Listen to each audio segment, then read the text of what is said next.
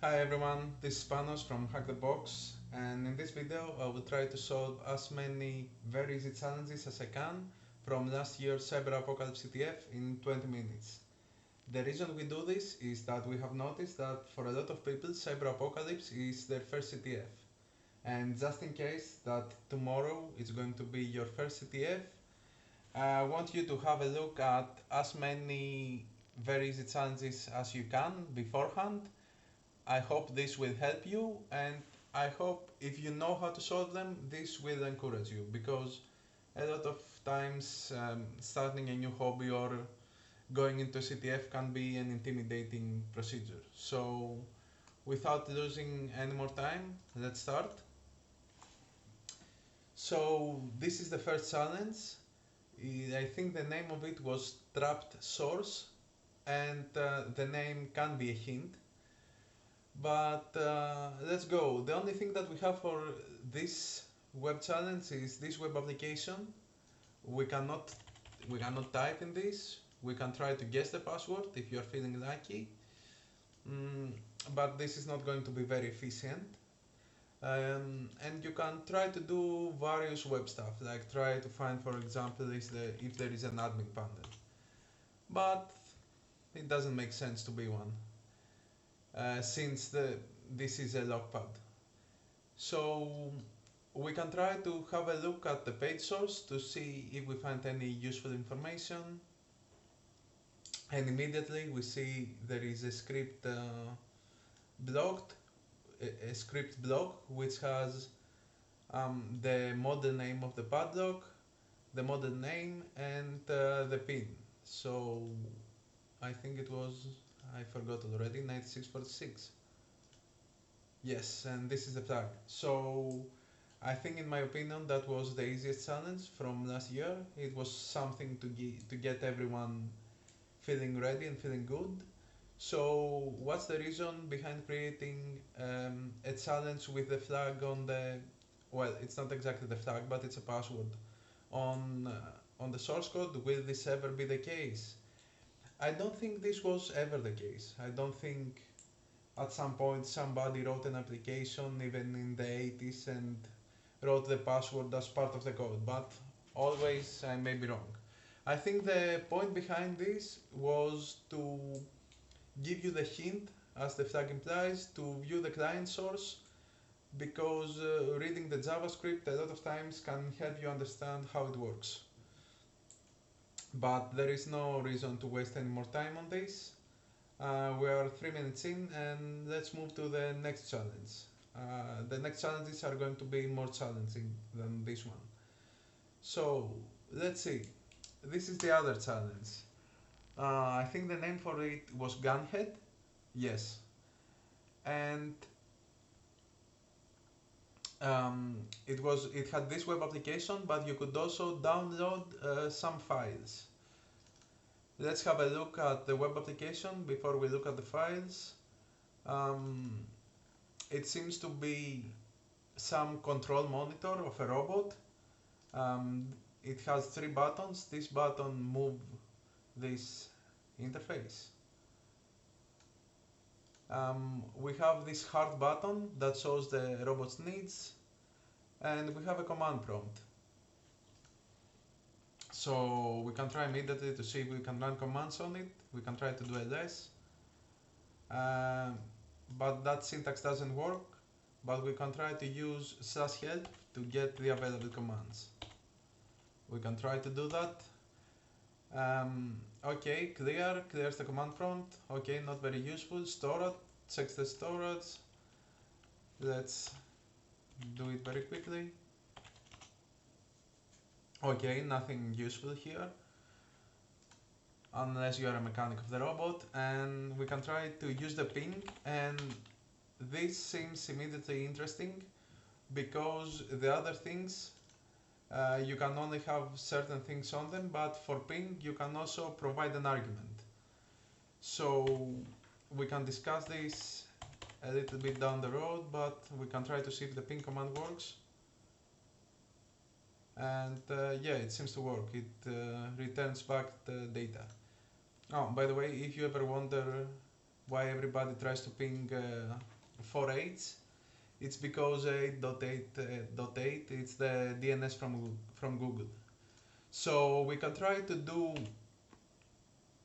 some things already, but since we have the application code for this application, we can try to have a look at it so we can be more precise and not do random things. So if you ever download the files and you ever find the file called Flagtxt, uh, don't get fooled by it. The reason for it is either if you want to run this to run the web application locally on your machine, and maybe it is like a pond challenge and it can help. And other than that, it can tell you the location of the flag file. So let's say you get command execution, you don't have to search all over the place for it. You can just go on the correct location. So this is a cell file, a Docker file. This is probably not it. Config can be interesting, but this is the configuration of Nginx. This is the server, a supervisor, likely not it. So let's go to the challenge folder itself, and it has some PHP files, so let's have a look.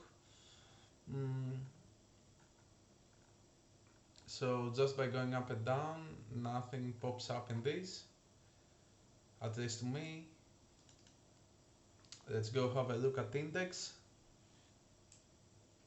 Okay, there seems to be an API that receives post request for probably the ping command.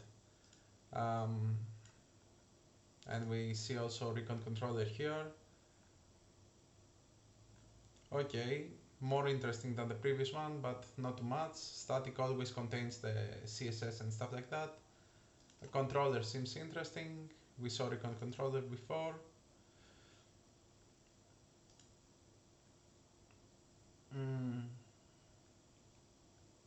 So this is the ping function. Nothing pops up. Maybe if something pops up is that they do not do any sanitization. They don't check for the value that we provide, but we are not sure yet. Maybe they do it in another part of the application, so we can keep on going.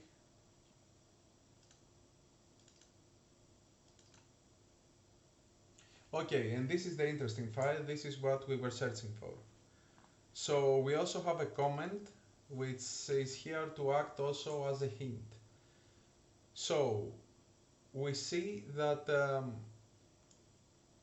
web application runs the command shell exec.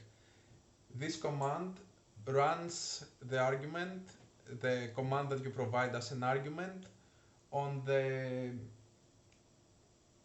host machine, on the operating system. So if you run, like for example, a Debian server with this web application, whatever you provide in this function will run on the Debian server. So in case you didn't notice, the guys that created this also added this hint. So this is a developer asking, do I need to sanitize user input before passing it to shell exec? And the answer to that is yes. You don't have to type it, of course.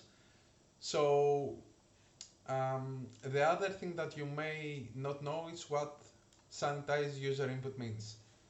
So whenever you are creating an application, you have to be very wary of and every time you request a user to provide any info. So the best case scenario is they provide something because they did a mistake and the application breaks. And the worst case scenario is they are an attacker and they are utilizing this to take control of the application or whatever. So what would the user sanitization means? For example, in this case, you should provide an IP, right? So the only thing that should be acceptable was numbers and dots. And you can be even more precise, like 4 numbers and 3 dots. And you can be even more precise, like the number value should be from 0 to 255. But okay, the information that we got is that whatever we provide after the ping gets run on as part of a shell exec command. So we can try to keep adding on this and then to create what is called an one-liner. And one-liner is multiple commands in one line, nothing too special about it. So how to terminate this command? You have to enter a semicolon and you can keep adding a second command. For example, we can try to do ls once more and we see that okay, ping run, but also our command ls run. So what could this be? We already saw that means we are here. It is the same file structure. So if we want to find the flag, we know that it's on the parent folder and it's called Flagtxt. So we can run the same command, but instead of ls we should cut. We can try to write everything from the beginning, or you can use the double dot, which means the parent folder, and cut the flag.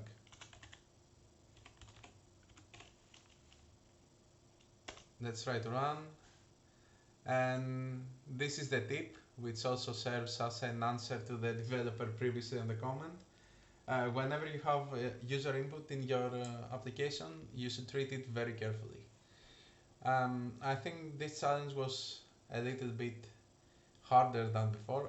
I mean, of course it was, but still not that hard. So let's keep on moving forward. Let's go to application number 3. This is the final, very easy web application, and it was called D-Robots. I'm pretty sure it was not called Dr. Obots, but yeah. So this is a login screen. You can always try to guess. But okay, it would be kinda lame if it was a challenge that you just have to guess, like to use admin as the password. You can try to find other stuff, but this application, as the previous one, also had some downloadable files. So let's go and check those out. The name is... should I call it Dr. Robots, just to piss people off? Okay. We see the location of the flag file, don't be fooled. Let's go to the challenge. This doesn't help us. Let's go to the application. So we have a lot of files to check. Let's start with the database. Okay, and immediately we fell onto something very interesting. So what this is, once again, it has a comment for you to notice it. So if it is like a harder difficulty challenge, you will not find comments as this one, but this is to guide you. So this says we should update our code base and use techniques like parameterization to avoid SQL injection. Yes, that is correct. So what does that mean? It appears to be that the developers of this login page know that the login page is vulnerable to SQL injection. So let's take a look at this specific, I will copy it, part of SQL code. So, but let's see what it does. In case this thing returns true, it creates a token. It creates a session token for the user, and the user can log into the application. Otherwise, it returns false. So what we need to do is we need to perform an SQL injection where we take this thing and give a value that always returns true.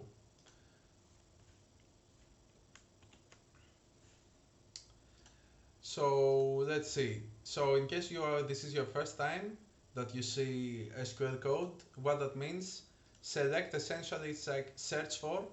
So what says like search for a password in the table that has all the users, the table with the name users, and return a password where the username is equal to the username that is provided by the user, the web application user I mean, and the password is the same as the provided password.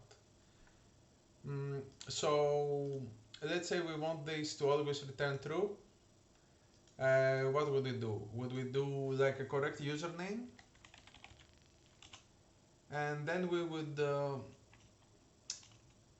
what we usually do, it's like we try to close this quotation mark by adding another quotation mark, and you want to comment out the rest of the command. So if it was like, for example, Java, maybe you do this, but the syntax for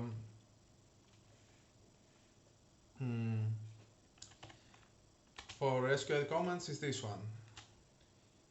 So what we don't know is the username, but we can always make a guess that admin is a possible username, and this could be, since this existed before, this could be the payload.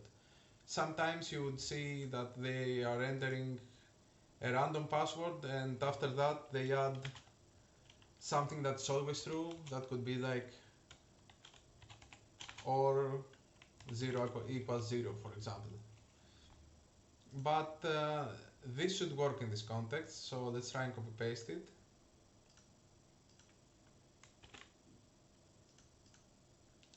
It doesn't work, so let's have a better look at the application. Let's see if it has anything. It has blueprints, it has routes, and probably this is why it didn't work. So it gets the data from username and from the password field, and here it says if the user does not provide the username or does not provide the password, to not proceed. So that was possibly the reason, but we can keep having a look. So no, we do not need this. This is the HTML. Let's see this one.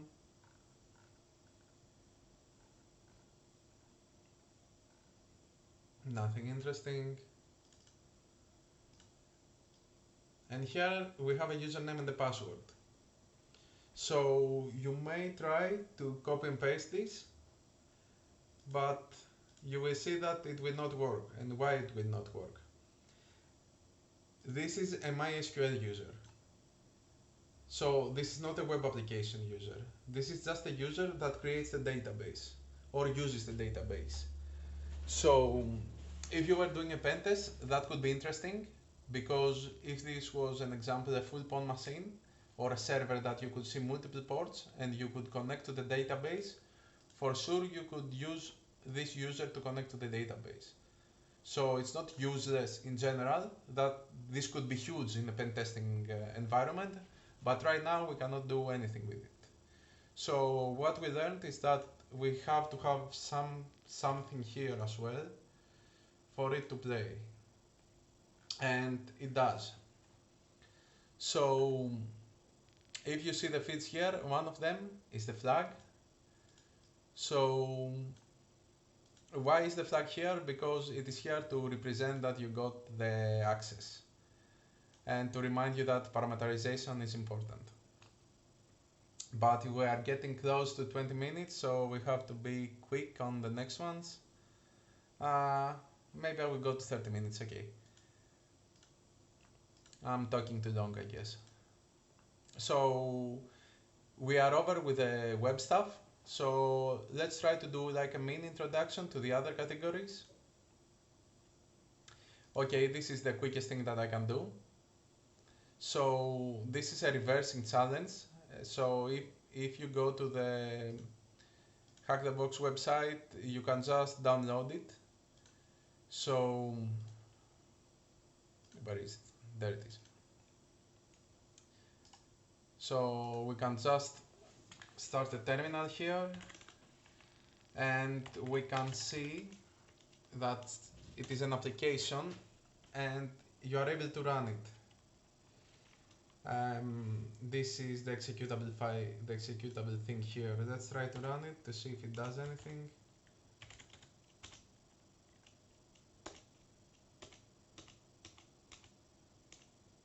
Okay, it doesn't seem to do anything useful. One of the things that you can do when you find an executable is to try to run the command strings. What it does is it searches for strings inside the executable. So you can find various stuff like variables or variable names, function names. You can find libraries that the application uses that may help you. And in general, it is a very useful command, and a beginner should know about it. So that's why this very easy challenge was created, for people to get the easiest flag of their reversing career, I guess. 20 minutes, okay. But let's do a crypto challenge as well, and we will finish after that. So the crypto challenge name is Ancient Encodings, and that was the case with the reversing challenge. There is not online part, only downloadables. And this was not part of it. I can delete it, I guess. I will leave it in case I do something wrong. So we have a source that creates the crypto text. How do you call it? And we have the output. So this is the encoded text, and we want to decode it. So let's have a look at that code. So this used to have the original flag, and it used to use the function encode on the flag and write everything on the output txt. So what we have here is the flag but encoded. So what is this encoded? So we should start from the end. So it takes the message, in this case the flag, it base64 encodes it, then turns it from bytes to long for the hex function to work, and then turns it to hex again. So let's try to write an application, a script that does the opposite. Let's see how many mistakes I can make. Okay, we need this. But first of all, we do not need base64 encode, we need base64 decode. And okay, I'm not familiar with this library, but since there is something that is called bytes to long, I'm pretty sure that there is something called long to bytes.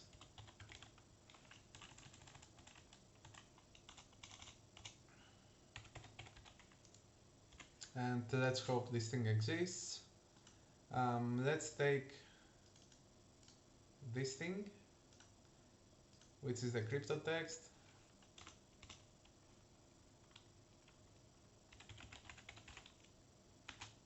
Let's name it encoded. How many time do I have? Okay, I have time.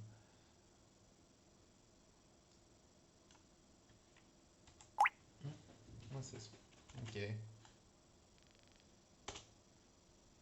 And we need to add this because we want to treat it as a string. So right now we need to do the opposite thing. So let's name it whatever, flag. So the flag is the last thing in this. So it is B64 decode. We have to count this later. Then we have to use the function that we made the assumption that exists, but we could also Google. And then we want to give the encoded value there, and we want to treat it as a long number. We need to add the val function that does that. So we call it encoded. So we close 1, we close 2, we close 3, and I think that should be it. And then we can try to print it. And this is Python 3, so I have to use this. The chances to run, I think, are okay. Where are we? Let's call it solution number 2. Nah.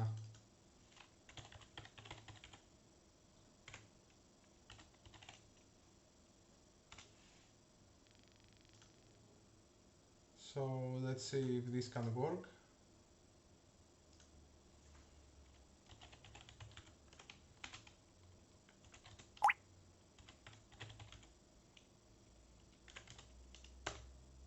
Yep, there it is. So what the main takeaway from this challenge is that if you ever become a security expert and you have to deal with other people, what you will constantly have to tell them is that encoding is not encryption. I think that's the main point of this application. Encoding, it's something that it's made to be reversed and go encoded and decoded all the time. It's not something to hide something. It is meant for you to be able to transmit it. For example, URL encoding is because you cannot have every character on the URL. We created URL encoded, so you should never treat encoding as decoding, as encryption. And as the flag says, in your journey you will see these encodings everywhere, especially base64. If this is the first time you see this, be prepared, because you will see this a lot. Because every time you will see a number and it has a double equal sign in the end, you will be able to identify it.